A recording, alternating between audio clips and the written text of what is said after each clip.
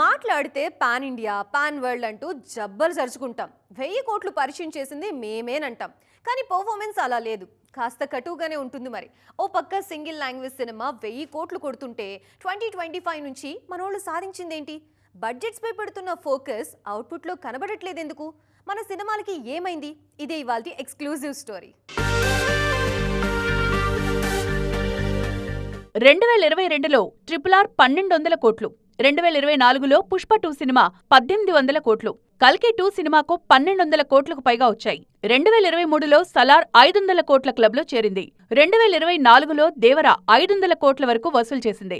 2025లో మాత్రం కేవలం మాటలే కాని చేతలేం లేవు. వచ్చిన స్టార్స్ తోక ముడిచారు. 1000 కోట్లని కలలుగన్న గేమ్ చేంజర్, వార్ 2, రాజాసాబ్ దారుణంగా నిరాశపరిచాయి. 2026 వచ్చి 8 నెలలైపోయింది. ఈ ఏడాది పాన్ ఇండియా సినిమాలకు కలిసొచ్చిందేం లేదు. అల్లు అర్జున్, మహేష్ లాంటి హీరోలు 2025 నుంచి అసలు కనపడట్లేదు. అది కూడా టాలీవుడ్ కు మైనసే. దాంతో 2026లోనూ 500 కోట్లు కూడా రాబట్టలేకపోయింది టాలీవుడ్.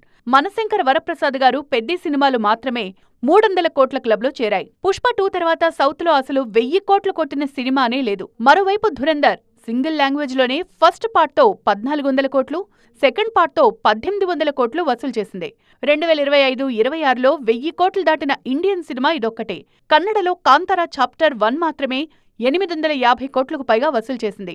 దాని తర్వాత కూలి తెచ్చిన 518 కోట్లే సౌత్ లో హైయెస్ట్. ఈ లిస్ట్లో తెలుగు సినిమా ఒక్కటే లేదు. మాట్లాడితే మనమే తోపులమని జబ్బలు చర్చుకుంటోన్న మన హీరోలకు ఇది పెద్ద షాకే. 2026లో ఫౌజీతో ప్రభాస్ మూడోసారి 1000 కోట్ల క్లబ్లో చేరతారా? లేదంటే టాక్సిక్ తో యష్ రెండోసారి 1000 కోట్లు వసూలు చేస్తారా?